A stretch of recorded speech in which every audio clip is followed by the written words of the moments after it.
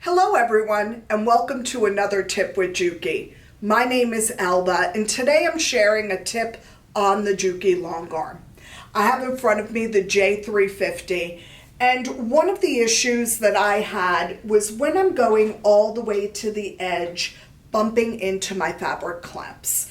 And I pushed my design all the way to the very edge, and that was an issue for me. So let me show you my tip on how to resolve that.